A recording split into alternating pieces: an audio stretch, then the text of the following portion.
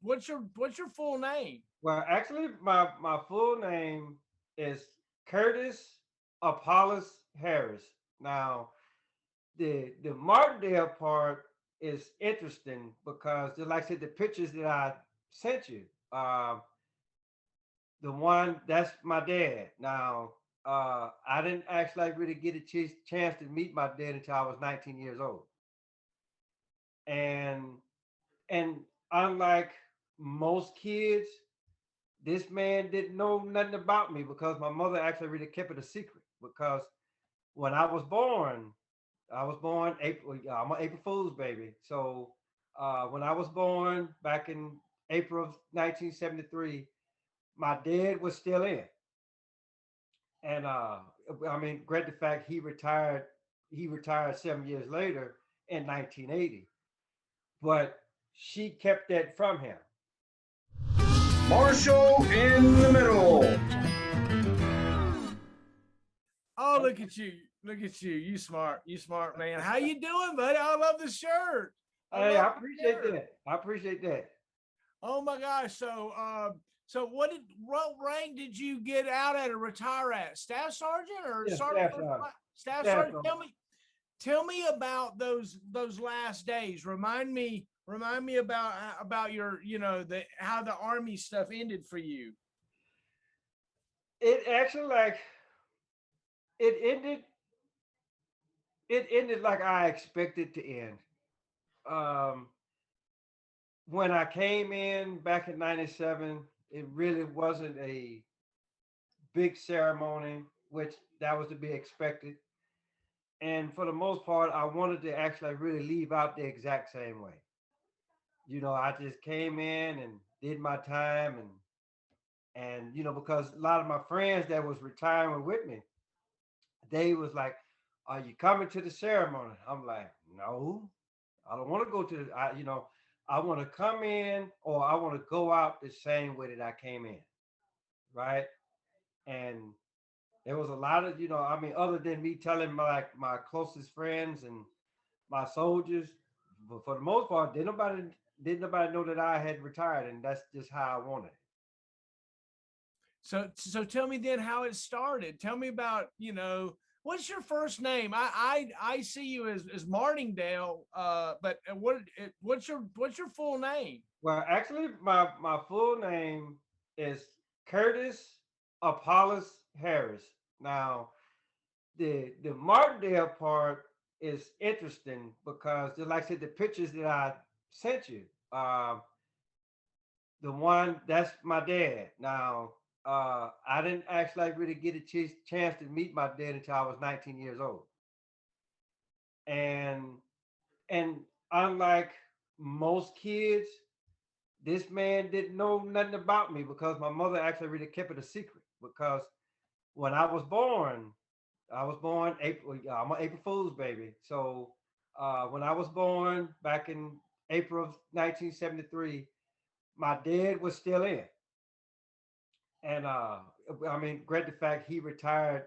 He retired 7 years later in 1980, but she kept that from him. And for whatever reasons, hey, look, how stuff went down back in the '70s. You get together and one night stands or whatever you want to call it, and then 9 months later, then I show up. So, but like I say, she kept it away from him, and then had it not been for my younger brother, which is like three shades lighter than I am, right?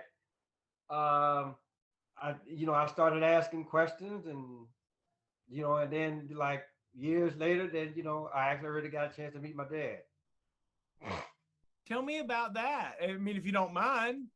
Well, the thing about it, like with a lot of us that actually like really have worn a uniform, and just like I say, I was watching some of your videos earlier. Just like I say, I told you about Command Sergeant Major Heather Smith because we were actually like really stationed together. Matter of fact, we was in the same unit back in Fort Bliss, and like years later, when I was in Korea, I was in ANOC I don't think they called it ANOC then.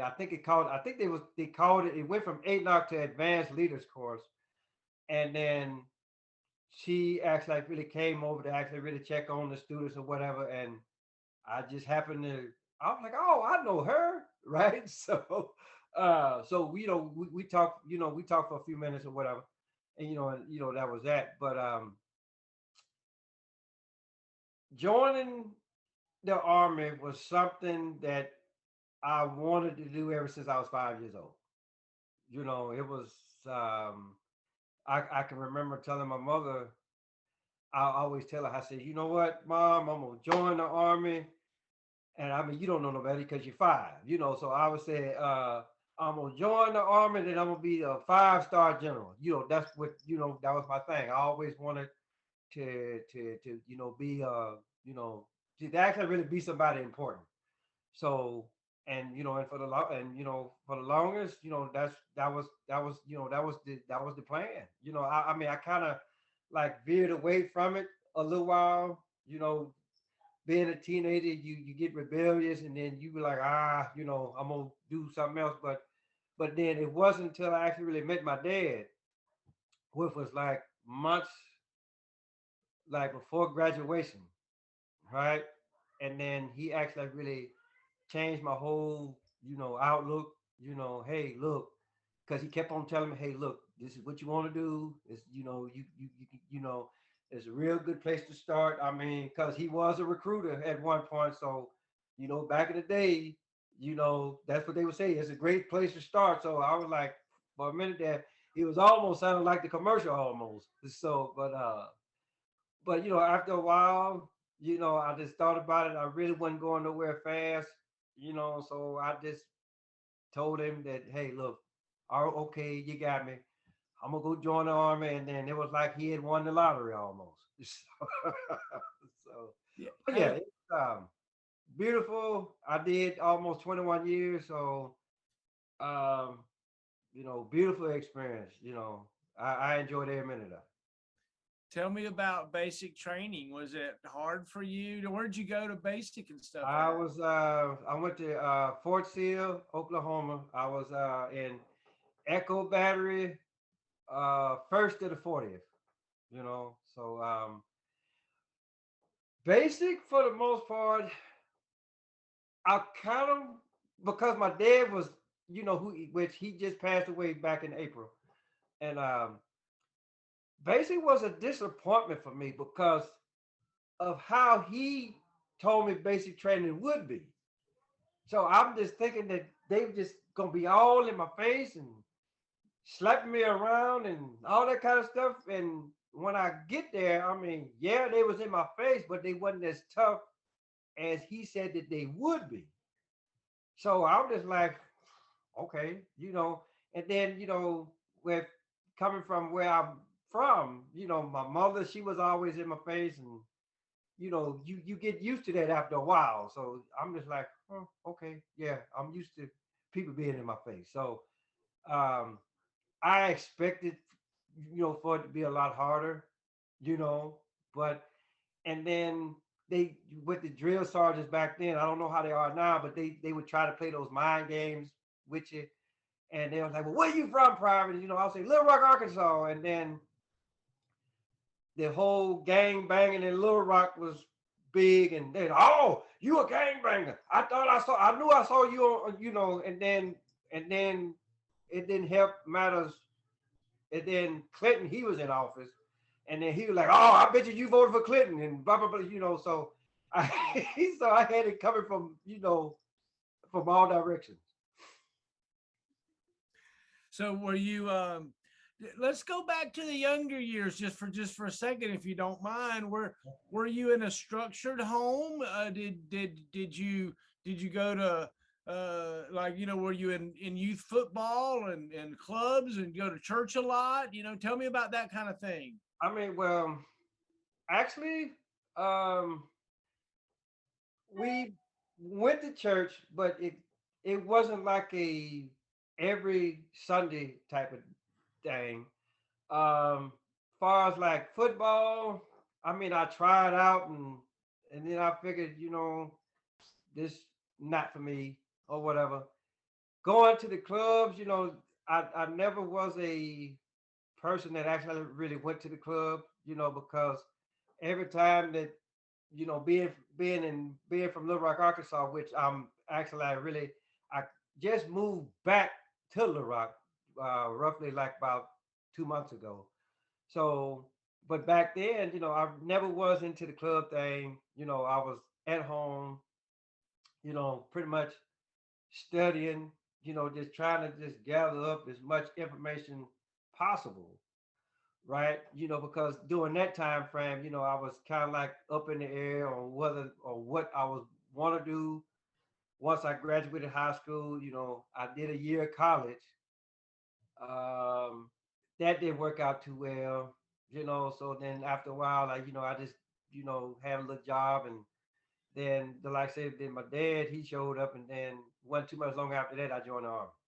So So take me back to the 5-year-old self, right? When you're sitting there, what kind of Army soldier did you think you were gonna be? Do you think you were gonna be a, I don't know what? What do you think? well, I mean, again, just during that time frame, you kind of like I don't want to say that it's genetics, but I just feel like whatever that your dad did or what your parents did, and if they was really good at what they did, and then if they had kids, then 9 times out of 10 it was gonna pass down to one of them. So uh, that was the case for me, So and then back in the day before technology, how it is now, I remember having like the little green army man, and I'm down on the floor, position them, where I thought that they should be. So so it just actually like really just took off from there, and then um, I played like a lot of games that actually like really made you think. Just like say, I played Connect Four a whole lot, and then like I say, I got real good at it. It was real hard to beat me, and then even when I did get beat, then I was yeah, you was the enemy until I beat you again. I mean, because uh, my mother she beat me in the game of Connect Four, and I didn't talk to her for 3 days. Now this is my mother now, so so to to have that to have that sense of urgency, that leadership quality to compete even at an early age, I had it. So, and as I grew, as I, got older, it was the same thing. I hated being late for anything.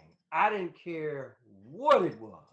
If we was going to the movies, let's get to the movies on time. So, it was like, well, it's gonna be like 20 minutes of preview. Well, guess what? I want to watch the preview. so so a lot of my friends, they were just saying, "Hey, go join the army," and I'm just like, "What you think I'm trying to do?"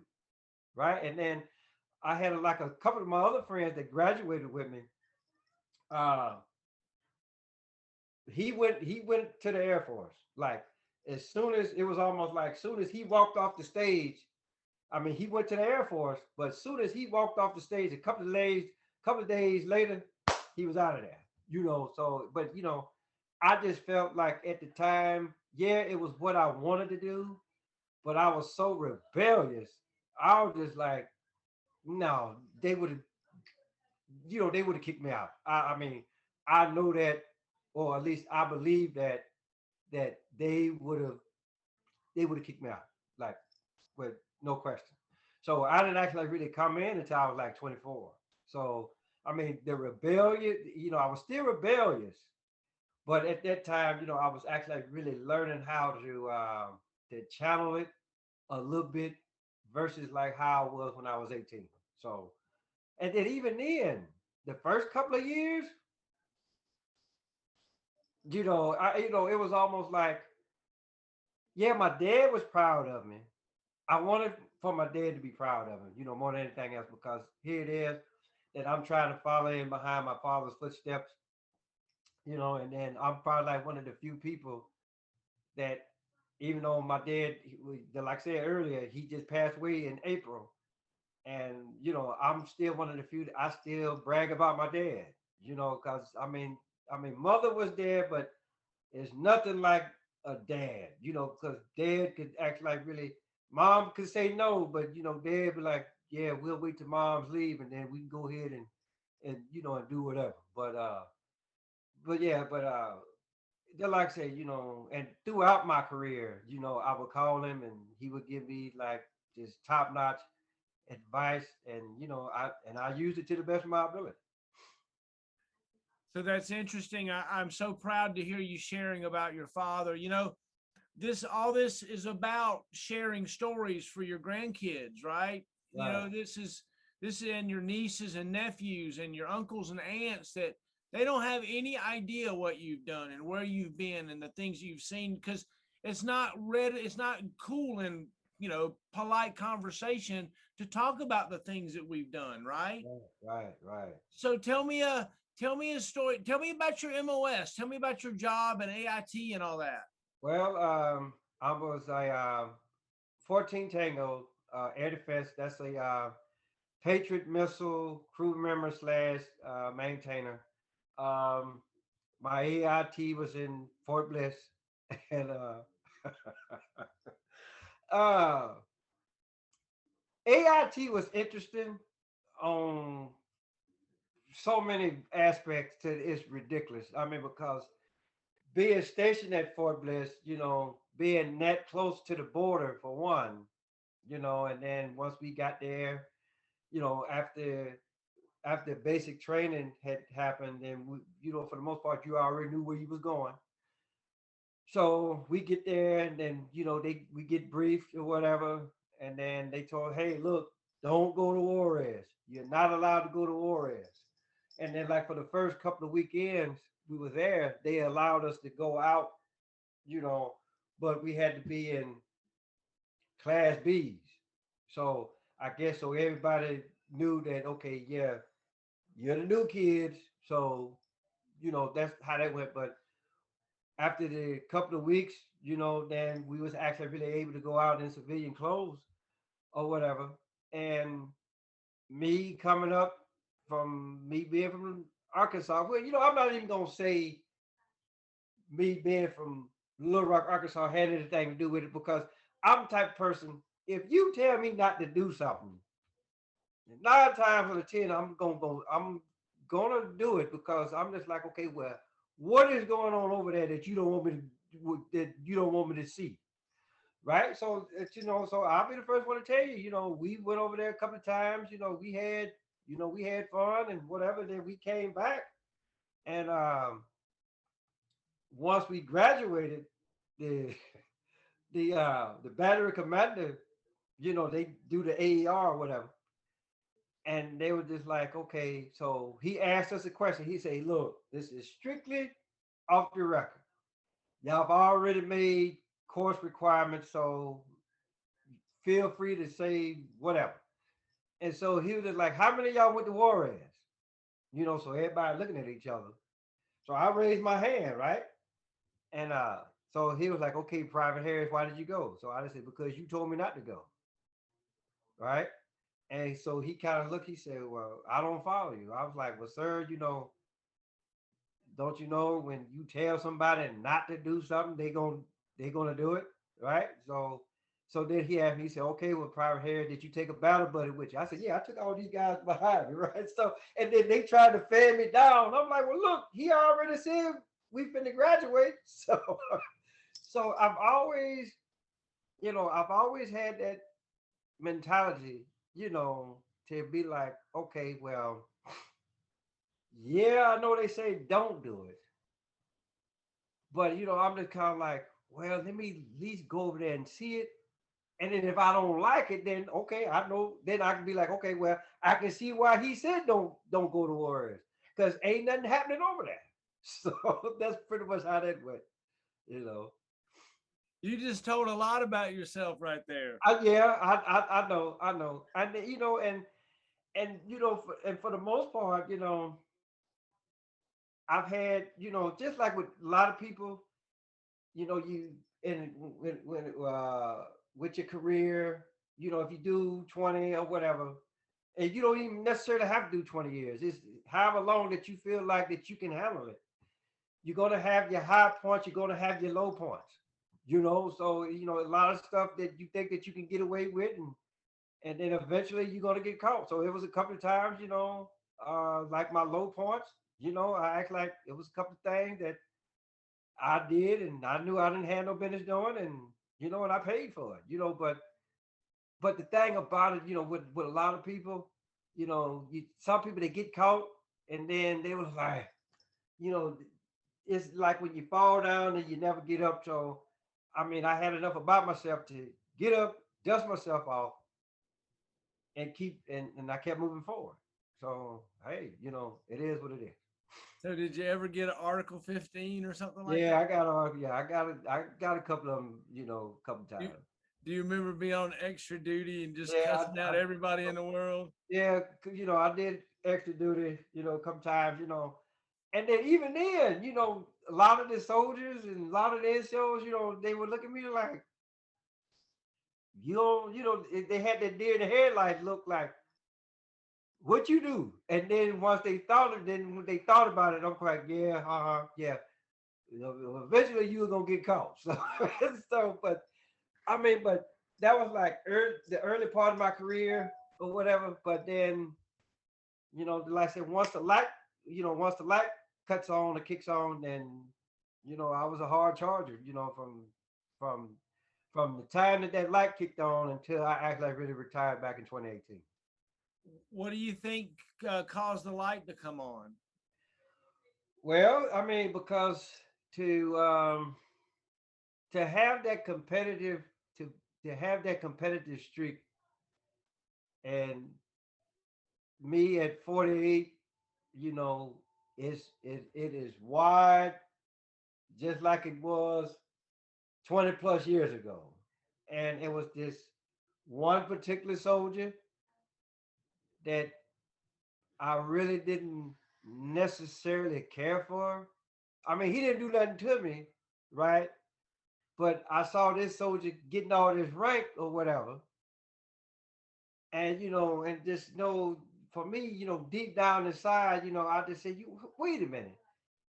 I just said, you know, I can do just as good as that soldier, if not better. So that's, you know, that's what did it for me. You know, and even that's what started it. And then once I felt like, okay, I done met this standard, or I have achieved above the standard, then I was like, okay, I'm good.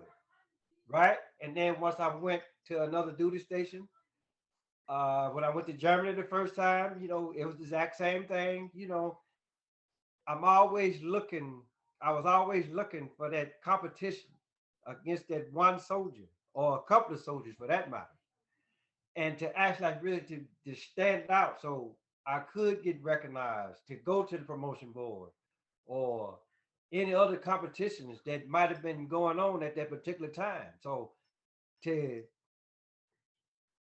to lose for me, that is like it's like the worst feeling ever. Now we can't win them all. I'll be the first one to tell you, right?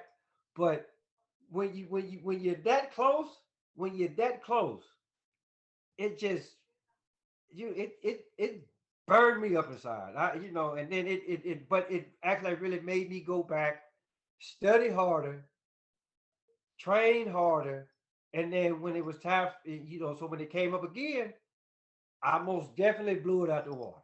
So so it was. I mean, I never looked at anything that was so called negative. I just looked at it as a learning tool, learning process for me to actually go and just take it that much harder to prepare myself for the next go round. That's great. Well, thanks for sharing that. Tell me, tell me a little bit about one of the times that you won something that you had worked for. Um, to as far as like, PT was always a big thing for me. Um, to actually like to be able to wear the PT patch, uh, to be one of the best, um, to be an expert shooter, to actually like really to be able to qualify on every weapon possible, to actually like really to be able to drive everything that the Army has to offer you, right? To to act like just to be like not necessarily be on top, but to be like, to be like, okay, out of all of the soldiers in the battalion, or out of all of the NCOs in the battalion, who you want to go to? So my name was on top of the list plenty of times. So to, I mean, not to say, now if you want to say that's, an award or whatever, then okay, fine, okay, I get it. But to act like really to be like, to be recognized, to be like, to be one of the best, if not the best, that's, that's what you want to, that's what I've always strived for. That's awesome. That is awesome. You said you were good at PT. What was your best event? Oh, I maxed out all three. So out of, before they switched over to this new PT, yeah, uh, let's just say like out of my career, and and this is, extended when they did the extended scale. So the highest that I ever got on the extended scale was a 356, and but it was a lot of times that it was either like a 315, 320, you know, 300 or whatever. And, once I actually really got where that I knew that I was in top physical condition, I never allowed myself to score anything under a 290. I mean, and then even as I got older, and when I became a platoon sergeant, and then I would like challenge, my other NCOs and other soldiers. And then, because I would tell them, hey, look, PT chair's coming. Y'all need to get ready because I'm coming. Right. And then, so then they would score low, they would never score as high as I did. And then I was like, oh, well, I scored such and such, such. And then they would say, well, sorry, Harris, that's only because you're older than us. I said, okay, well, I do the same thing on your scale. Right. I said, I'll do you on your scale. Right. And so, and even then, I never looked at my age bracket. Even when I was like in my late 30s going into my early 40s, I never paid attention to my age bracket. I was always like 10 years younger, right? I mean, because to again that competitiveness, to be the best, total and complete domination. That's how I was. And even when I was platoon sergeant, I told my NCOs the exact same thing. I said, look, if you're not scoring 290 and higher, and you are not at least shooting sharpshooter on your individual weapon, we gonna have problems. I mean, because me as the platoon sergeant, I'm doing all of that. So, but I never had a problem out of any of my NCOs or my soldiers. So Tell, yeah. tell me a few of your mentors. Tell me some of those leaders you looked up to. You already mentioned Sergeant Major Smith. Yes, she was, she was one that I actually really looked up to. I got this one quick story I'm gonna tell you about her because when we were stationed at Bliss, and PT was over with, and you do accountability formation or whatever. So it was this one female soldier. She didn't show up for formation, for PT formation, for whatever reason. So it was like, so you got to go try to find the soldier. So after PT is over with, so I'm like 2 or 3 quads away. So she found that soldier. And whatever excuse that soldier gave, you know, Sarge, Sarge, Sergeant Major Smith being the type of person that she was, how loud she was, because she was a drill sergeant, right? And I heard her 2 quads away. I'm like, yep, she got her. So She had a voice on her that would just bellow. And remember how it would echo in between those buildings out there at Bliss right, like crazy, right? right. So So her, then my dad, of course, Command Sergeant Major James Carr, First Sergeant James Modest, uh, just a few, and those two, that like I say with Sergeant Major Carr, when I was in Germany the first time around, and because I wanted to really learn how to do my job, and they ended up sticking me in an HHB, which I didn't want. So one of my friends, he was over there, and he's like, man, he was like, what they got you at? And I'm like, man, they got me in an HHB. And he was like, man, why don't you come to Charlie Battery? We got to kick ass first on. And I'm like, well, hey, put in a word, right? So we would do, I remember we did range. We had to all go out to Grafenwehr, and we did range density. So they was running the M16 range. So my friend, Ralph Blue, matter of fact, he's retired just like I am, and then he's doing his own little business down there in El Paso. He's doing like a self-defense, teaching civilians how to shoot and all that kind of stuff. So it's real good stuff down there. So he was working, they was running the range.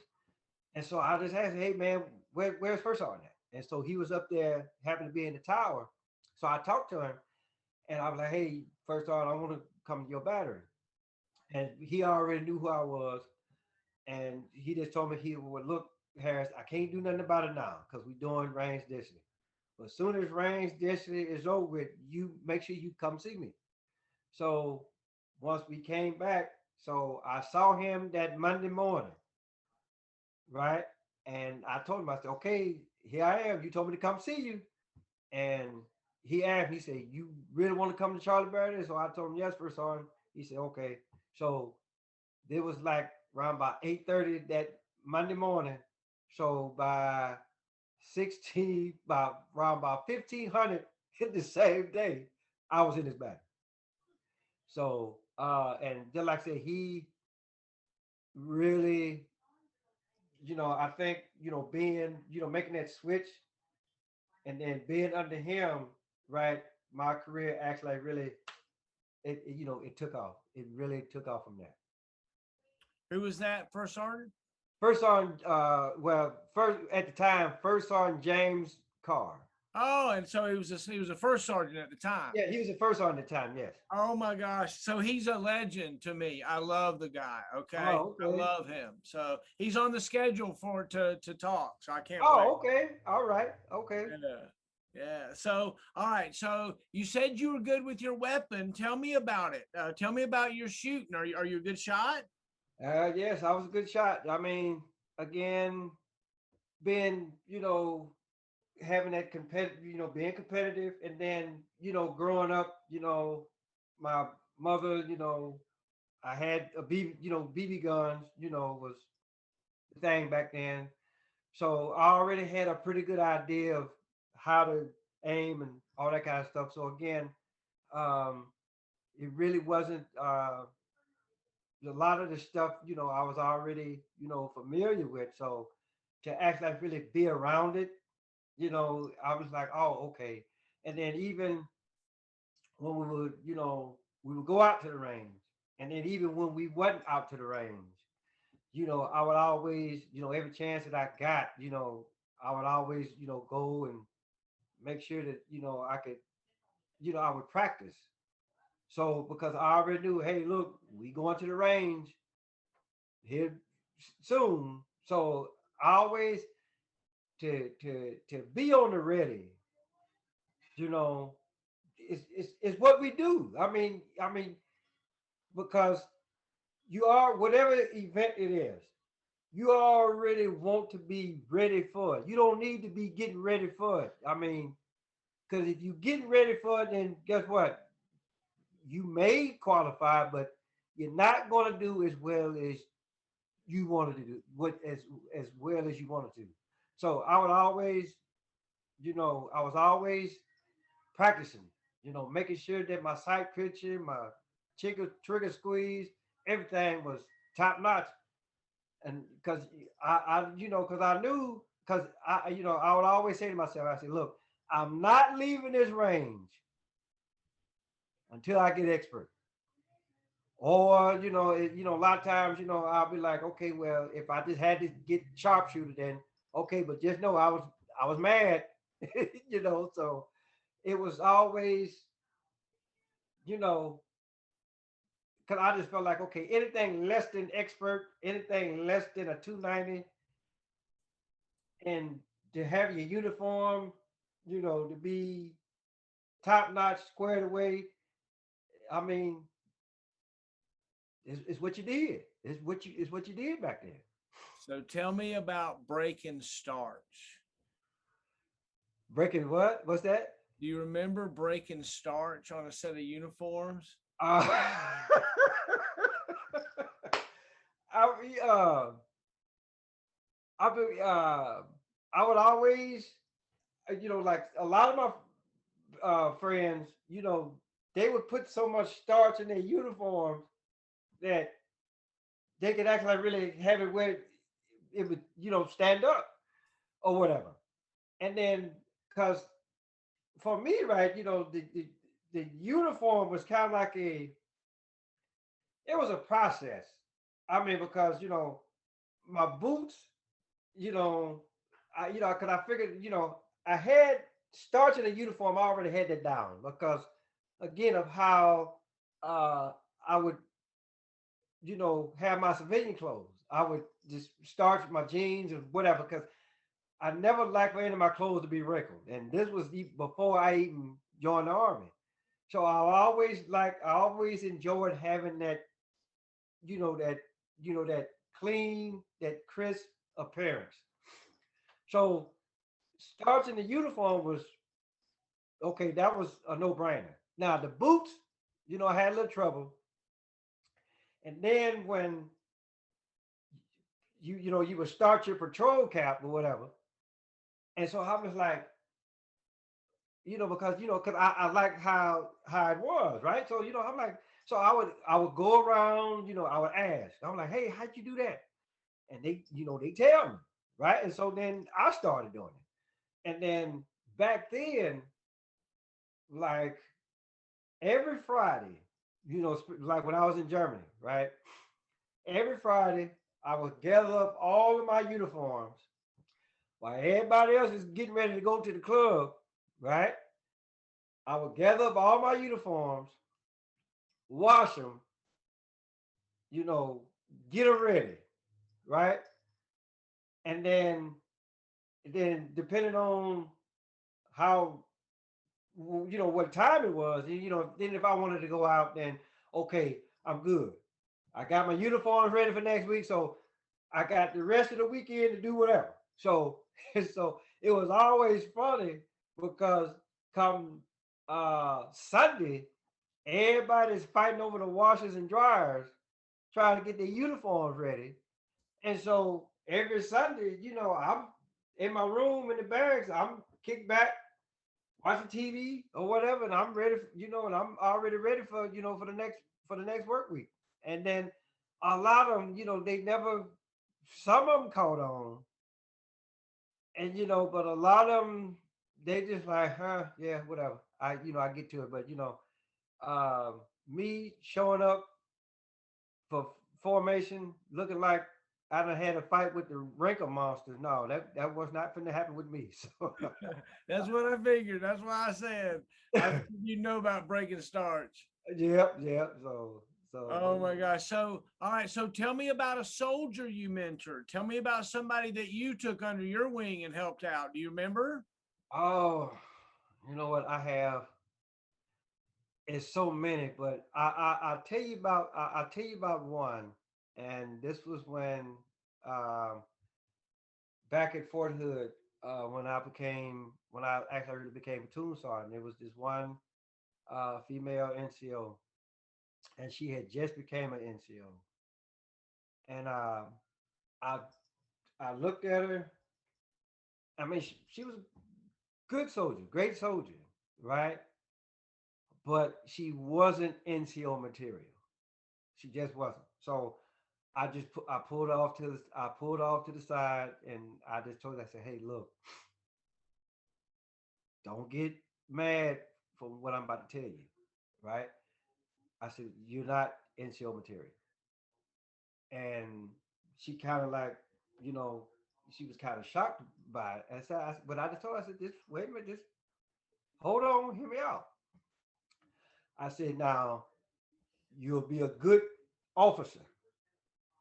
So I told her to do the green to go or whatever, and so she took my advice, and I think the last time that I talked to her, she was up to she was either up for major or lieutenant colonel. So that was, and then like because she would hit me up on Facebook, and so I got a message one day, and she was like, "Well, thank you, Sergeant Harris," and I'm just like, "What are you talking about?" Because because I mean because I'm like type person. I'm like, okay, well, I give you some advice, and then I'm like, okay, well, I got other stuff to do, right? And so I'm like, what are you talking about? I'm like, well, I took your advice. I'm this, I'm that. I'm like, oh, okay, hey, congratulations, and but yeah, I mean, that's just the one, and then apparently throughout my career, soldiers as well as NCOs, apparently I was either somebody's uncle, or they always say, you remind me of my uncle, or they older brother, or at one point I had a whole battery calling me grandpa, right? And with the soldiers, okay, I got it, right? But when the first sergeant started calling you Papa, I'm just like, okay. I mean, because again, I guess I just had that, you know, because it really wasn't a situation that I couldn't handle. I was, because a lot of, I mean, this is people from other units. They like, hey, Sergeant Harris, what about this? What about that?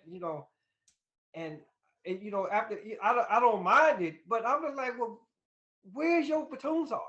A lot of times, or where's your section chief? And they were like, well, they there, but they not going. They would always tell me, well, you don't actually really like just put it out there like they don't put it out there like how you do it. That's what they would always tell me. So I'm just like, okay, cool, all right, I got it. I mean, if you want to call me uncle or papa or whatever the case may be, then okay, I got it. But to have that effect not only on your soldiers but like the whole battalion, right? Because even one of the sergeant majors, he like, you got everybody calling you Papa. I'm like, sergeant major, that's a name that they give me. I try to tell them not to do that, but hey, look, there's nothing that I can do about it. Pawpaw, huh? Yeah, that's what they call me. All right. So there had to be a culminating event that happened, and you had to be there. Who named you Pawpaw? Where did that come from? Do you remember? Oh, this was like round about like the last few years of my career. Like matter of fact, it was right before, like it was like about a couple of months before that last deployment that I went on.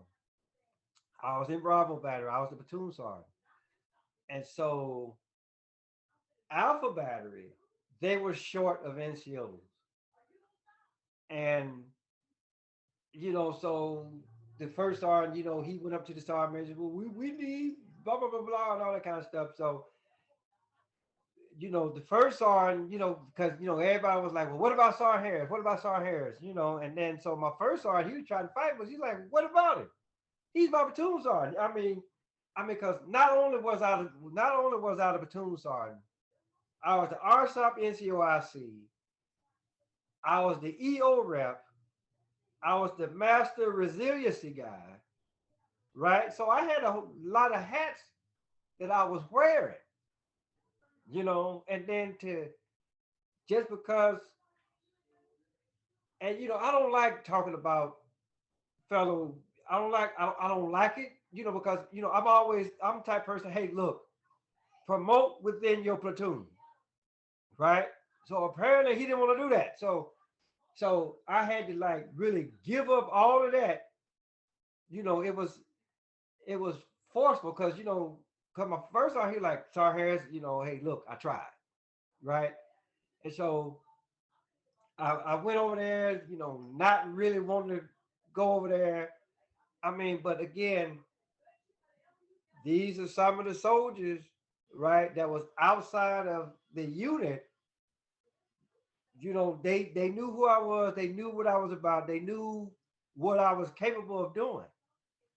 So yeah, I lost the platoon sergeant spot or whatever, but just knowing the type of person that I was, what I was actually really able to do, you could have like put me anywhere and I was gonna flourish.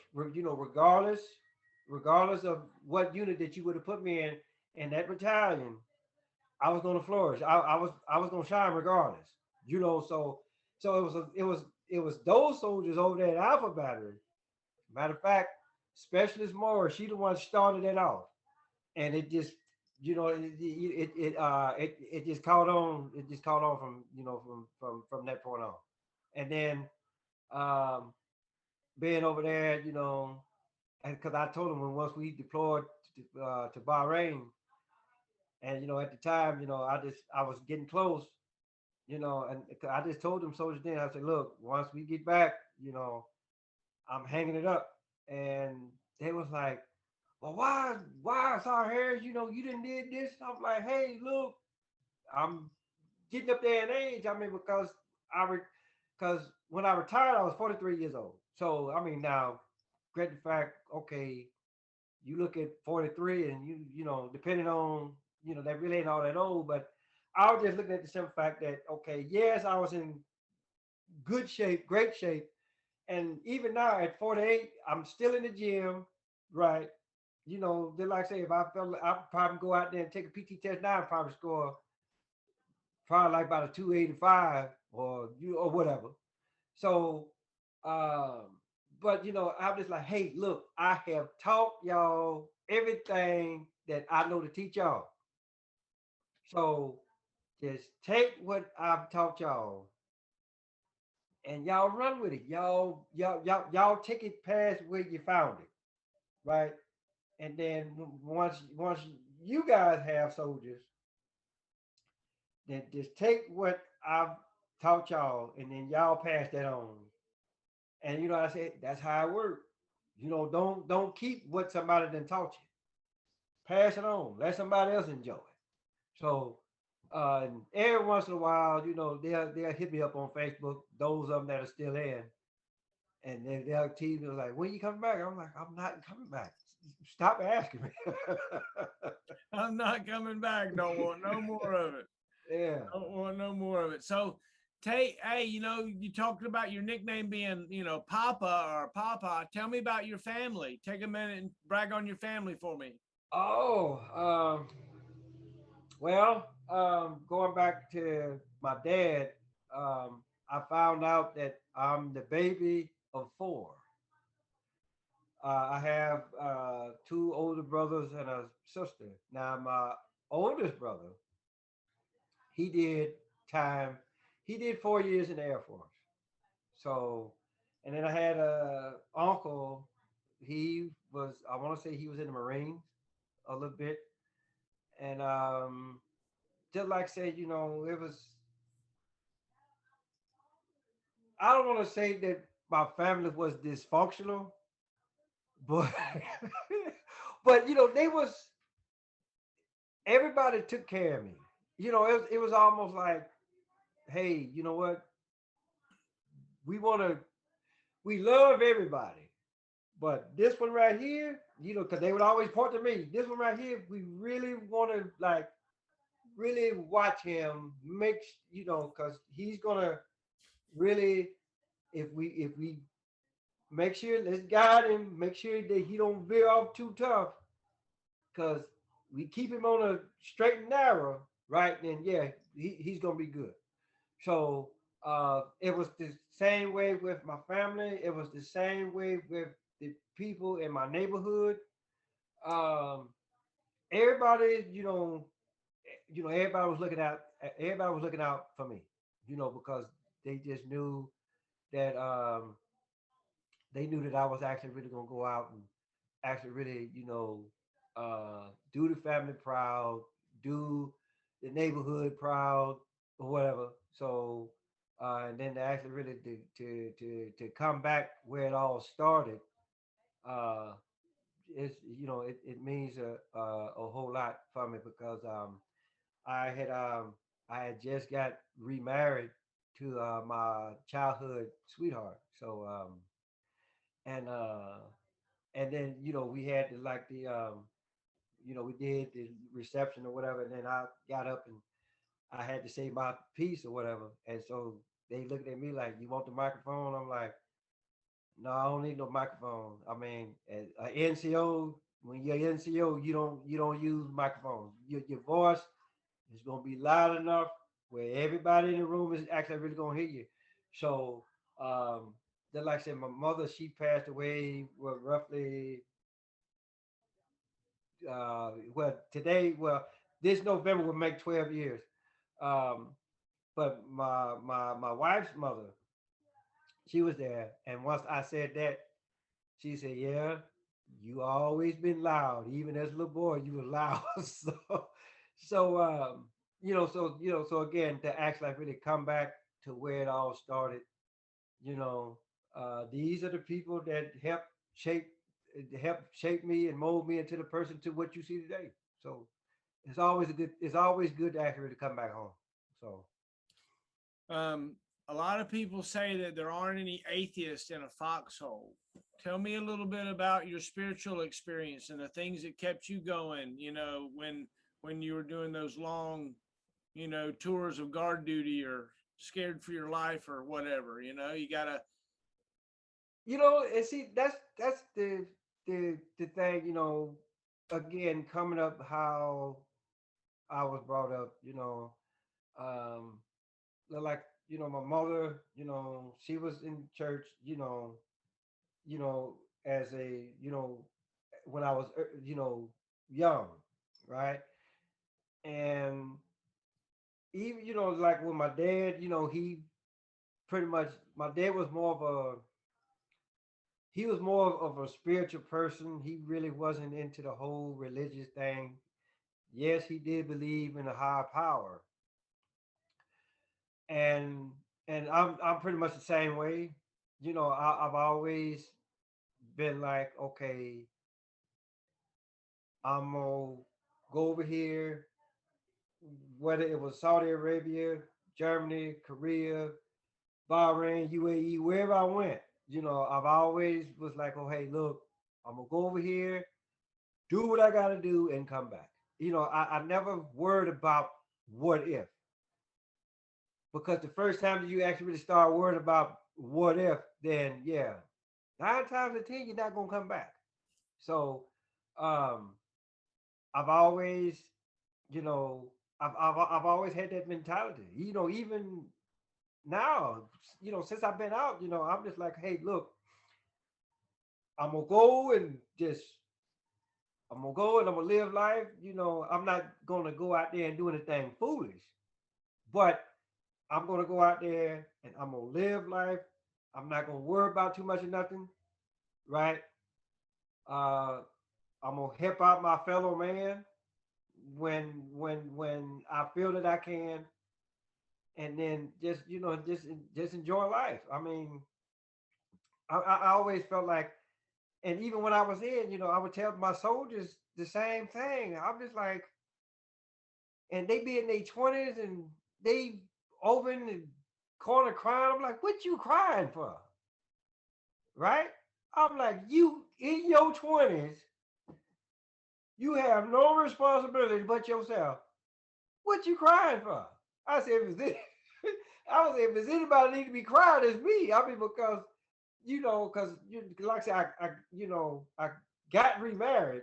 I'm on my second marriage, and which that's another thing too. Because when I was over in Korea, I was pulling staff duty, and I saw this on the wall, this poster on the wall. It says the starter wife, and I'm like, what did he?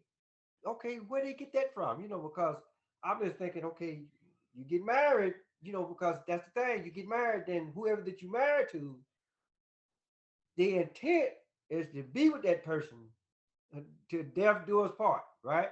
But the thing about it, it don't always work that way. So, but I saw that and I'm like, I didn't understand it at the time. But like I said, when I saw that soldier, he over there crying. I'm like, what you crying for?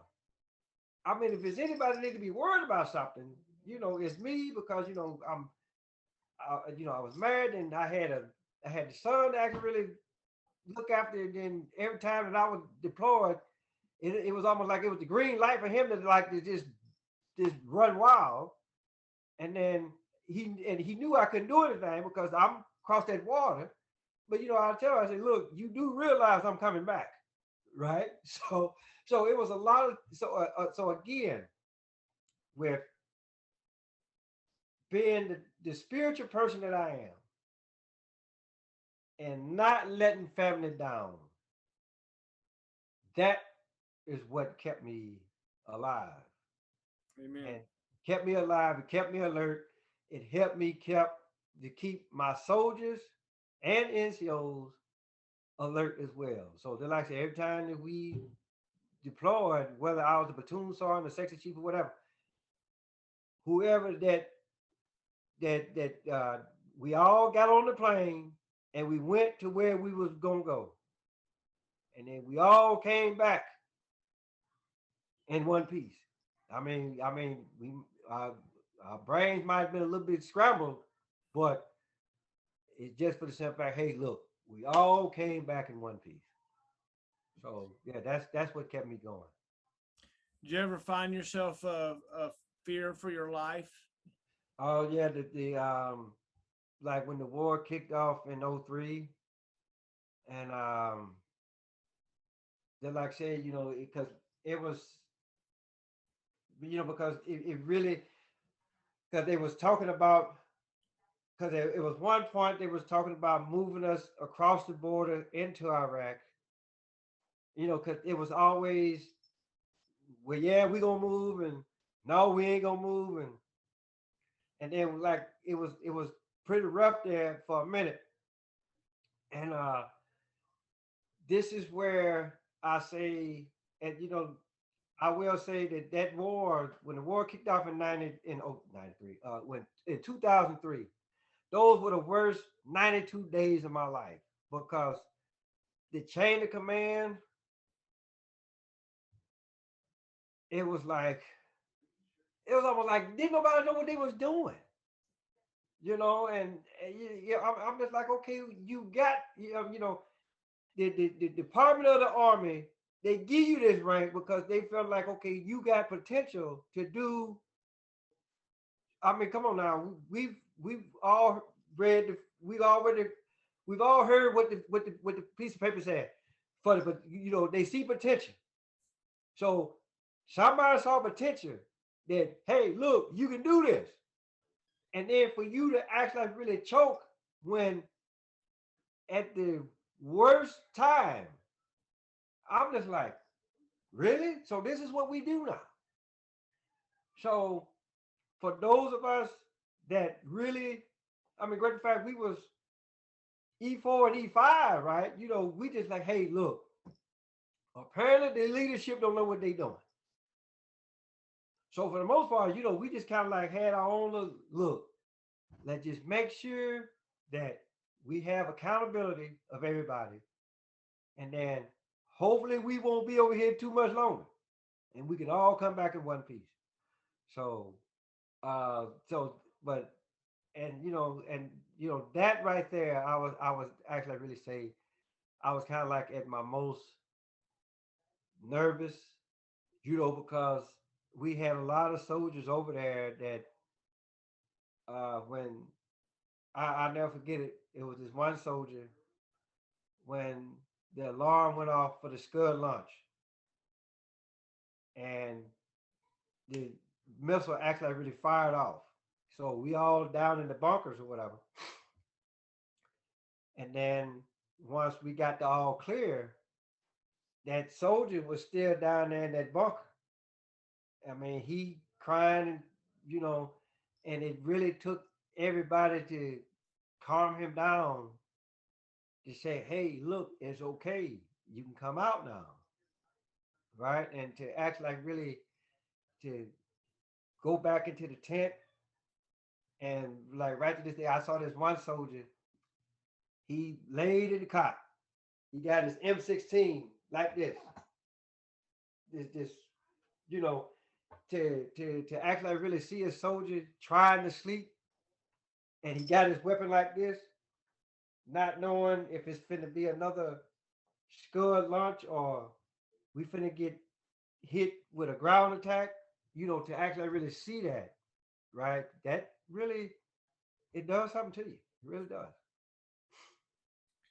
So was there a time where you got excited about something to get like a gift or something, maybe a care package or anything? Do you ever Oh remember a yeah. time like that? Oh yeah.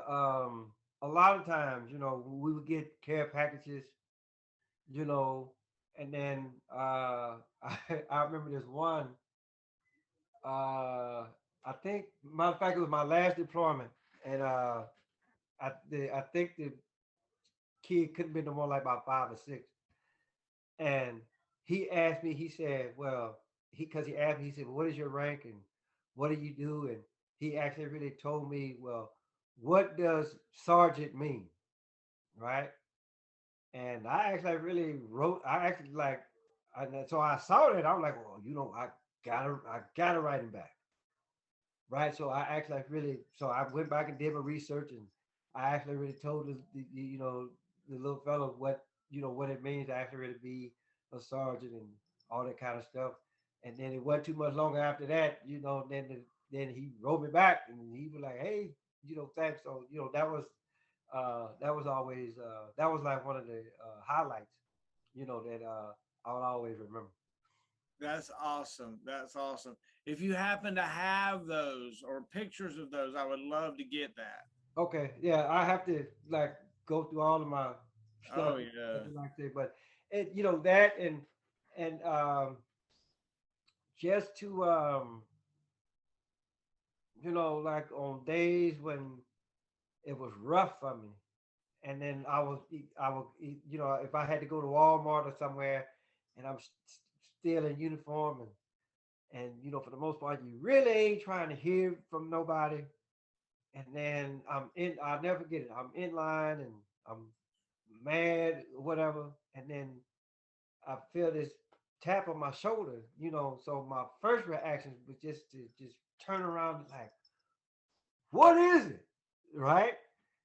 But then the guy, he just said, "Hey, look, I just want to say," he extended his hand out to me and said, "Hey, thank you for your service." And whatever it was that I was mad about, you know, that what did it for me. So it's to do what we did. And you know this, we don't always get it, but when people actually really take time to actually really say, hey, look, thank you for your service. You know, that'll be that one. It is always that turning point that'll be like, oh, you know what? I was mad, but okay, I'm good. I'm good for the rest of the day. Oh, that's great. So, if you were going to tell somebody about your patriotism, tell me about that. Oh, to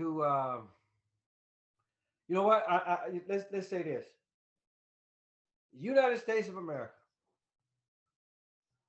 greatest country in the world, one of the greatest, if not the greatest country in the world. Um, Regardless of who may be the commander in chief, you know, they got selected for that position for a reason. I mean, I may not necessarily agree with it or whatever, but as long as I do my part and what everybody else do their part to act like really stand up for what you believe in, as long as it's legal. I mean, don't go out and be trying to do no hate crimes or against nobody. I mean, everybody, we all gonna be here for a minute. So you might as well go ahead and try to get along with as many people as possible. And it's funny that you said it. I mean, because not to say that I never had a real serious problem with anybody, but from the time that I joined the army, it really opened my eyes up to a lot of things and how I viewed people from my first day in the army, which was April 15, 1997, to the last day, which was December 31st, 2017. All of the different people that I've ran across from many states, from many countries, just to actually really sit down and talk with people, regardless of ethnic background. And then again, when I became the EO rep, it actually really just highlighted a lot of stuff that what I've always believed in, that everybody, we all human beings here, regardless of skin color, right? To be perfectly honest, I don't look at skin color. I mean, like, why should I? Like, to be perfectly honest with you.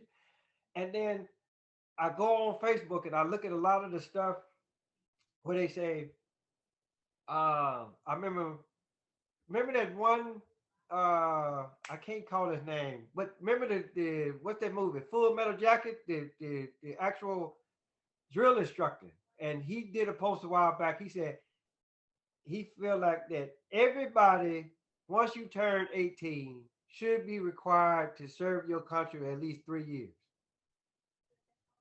And I truly honestly believe that. Now a lot of people may sit up here and say, well, or you want to bring back the draft. I said, well, hey, look, if it would, you know, I look at it like this: if it would cut down some of this ignorance, then hey, by all means, do 3 years. If you don't like it, then hey, go get out, go back and do what go back and do what you was doing. But I just feel like, okay, once you do those 3 years, you're not gonna want to go back to what you was doing. Because 9 times out of 10, you probably wasn't doing too much of nothing in the first place, right? Hanging on the corner with your buddies, with your pants hanging down, you know. And I'm just like, really? So again, so this is what you do. So I'm just like, yeah, go ahead and do your 3 years. You don't like it, then hey. But hopefully within those 3 years, that you'll actually really learn something about yourself. And to be like, you know what? And be like, you know what? This ain't a half bad place. And which it ain't. It really ain't. I'm just like, come on now, with all this stuff that's going on right now, let's all get together. Like seriously, let's all get together and let's try to accomplish something. Like seriously, you know.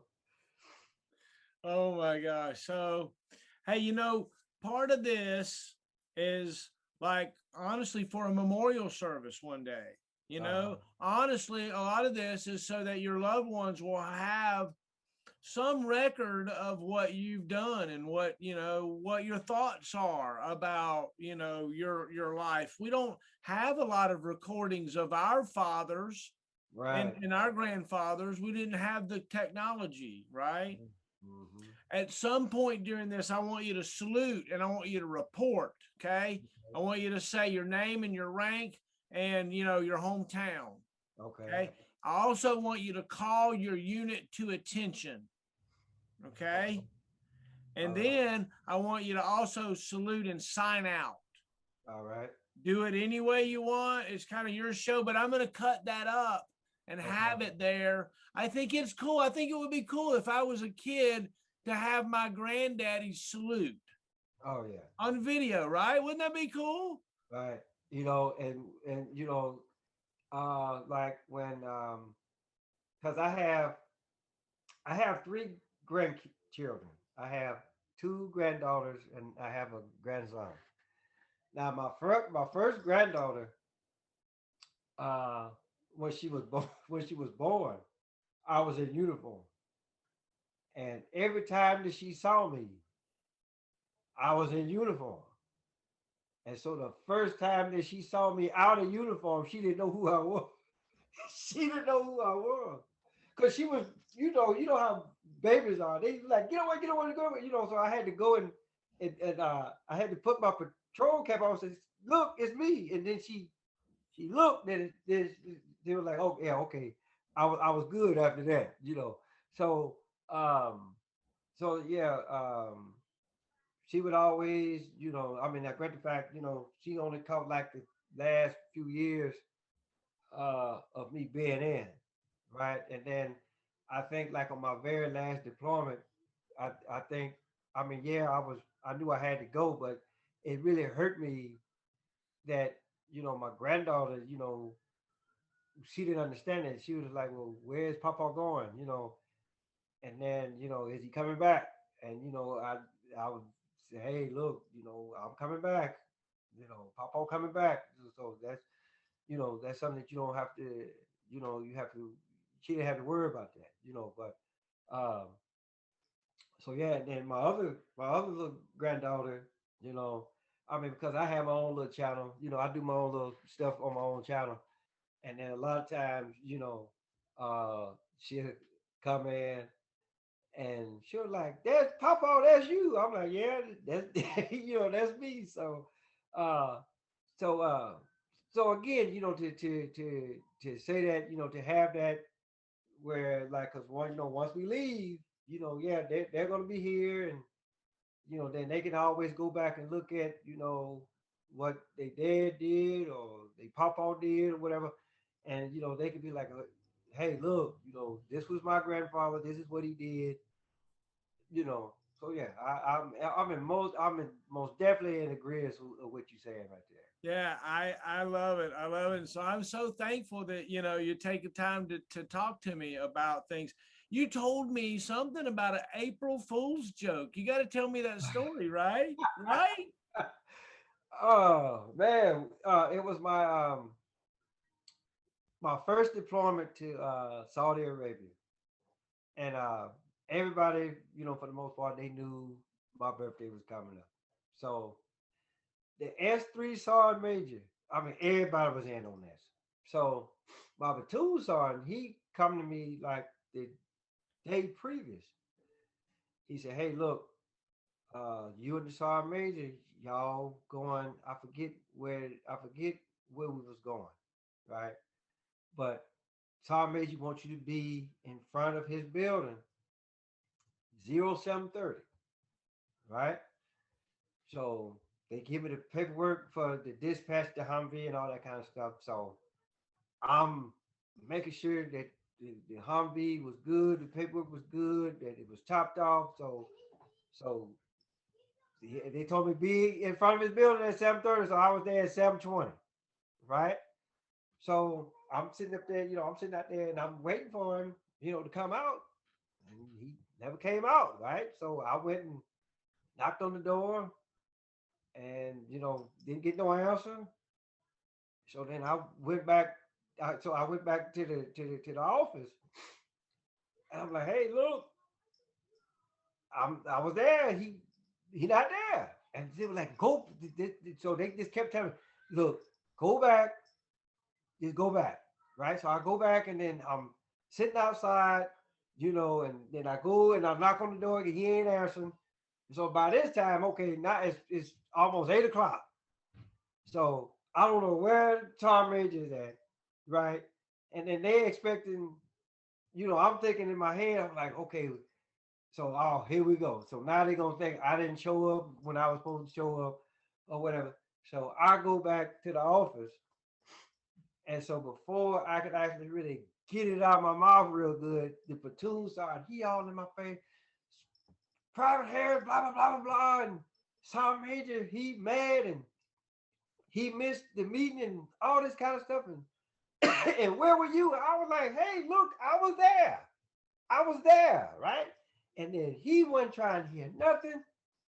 And he was like, you finna we gonna write you up. We gonna give you Article 15. We gonna take ranking. And I'm sitting up here trying to explain myself, right? I'm like, hey, look, I was there. And he was like, just be quiet, blah, blah, And so he was just like, just stand by Sergeant Major's door at parade rest, right? And so they give it his paper. So they give it this vanilla folder. And so here's the paperwork because he got to sign off on the Article 15, right?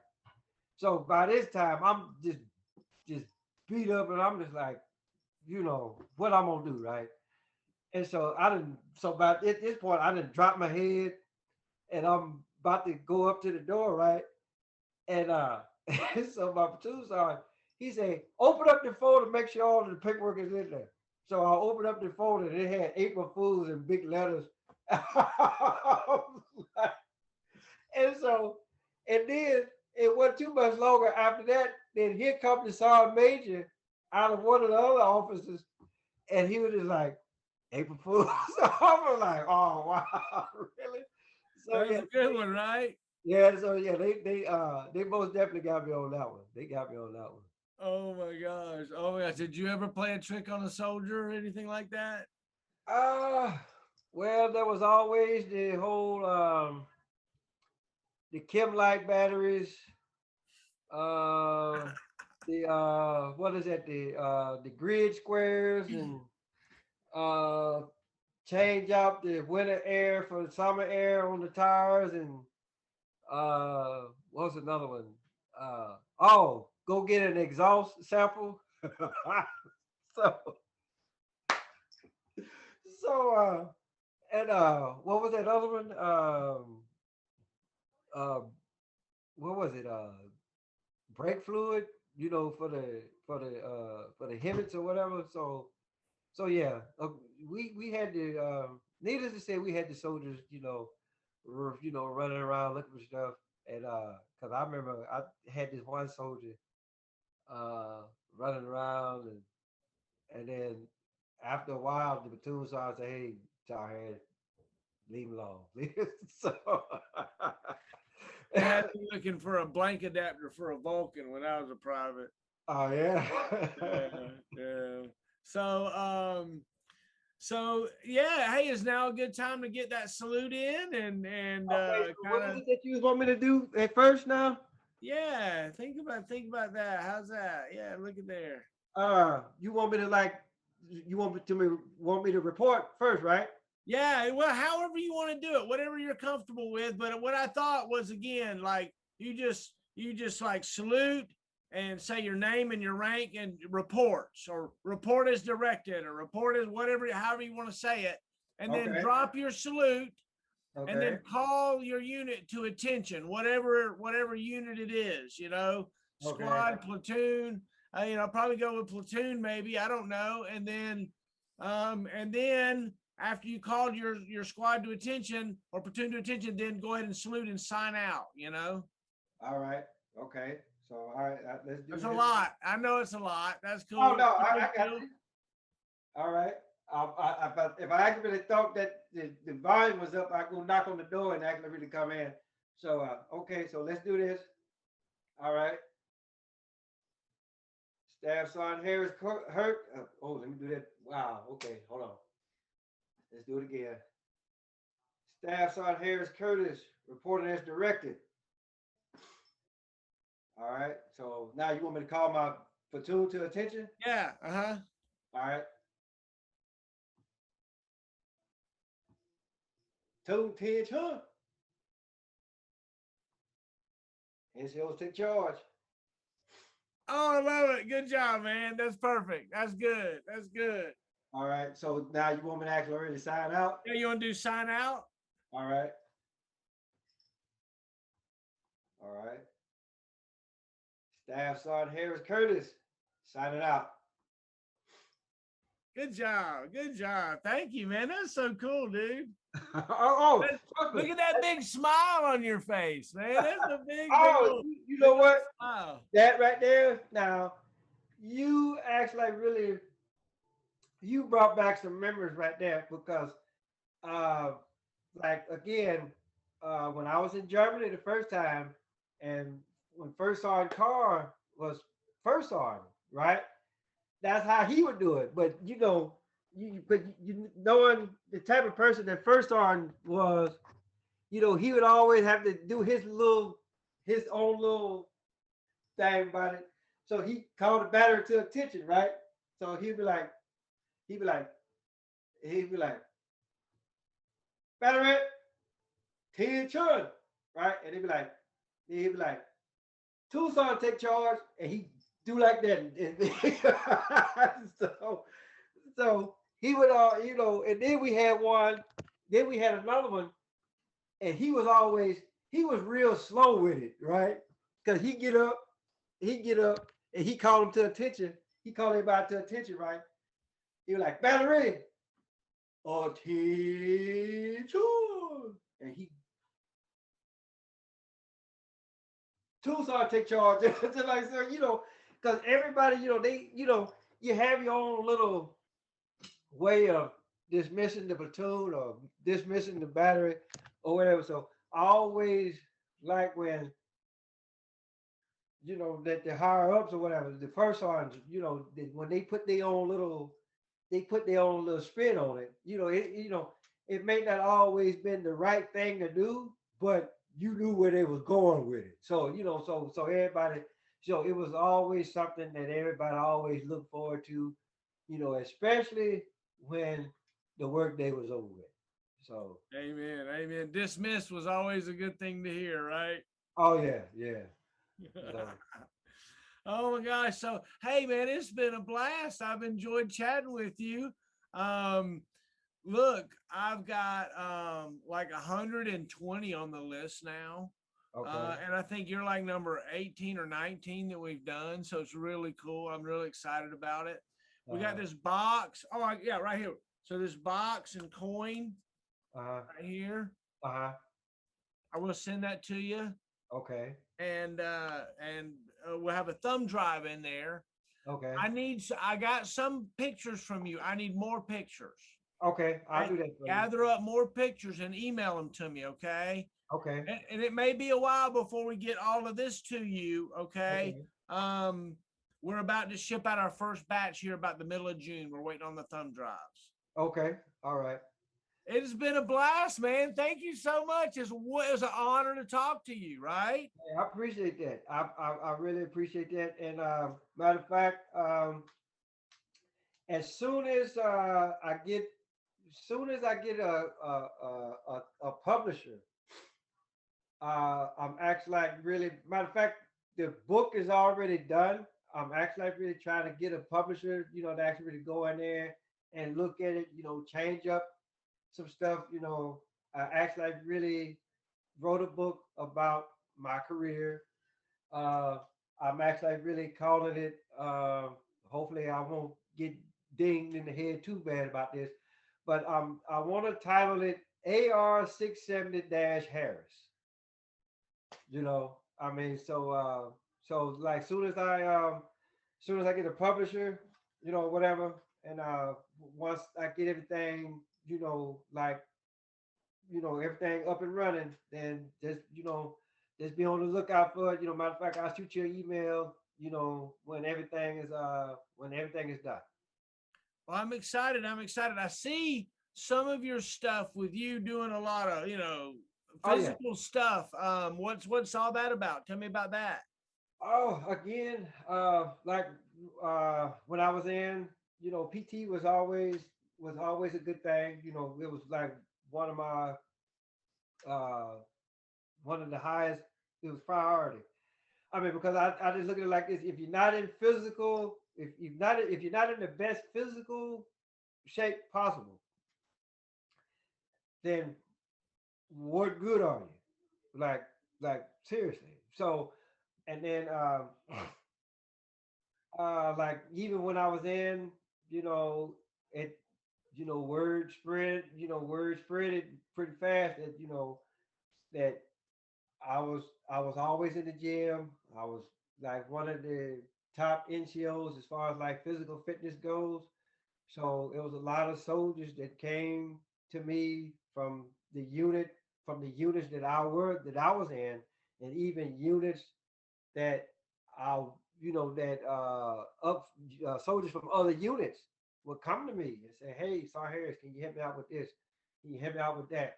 And so uh, I would always do that. And then like that last unit that I was in, that battery had the worst PT average in the battalion, right?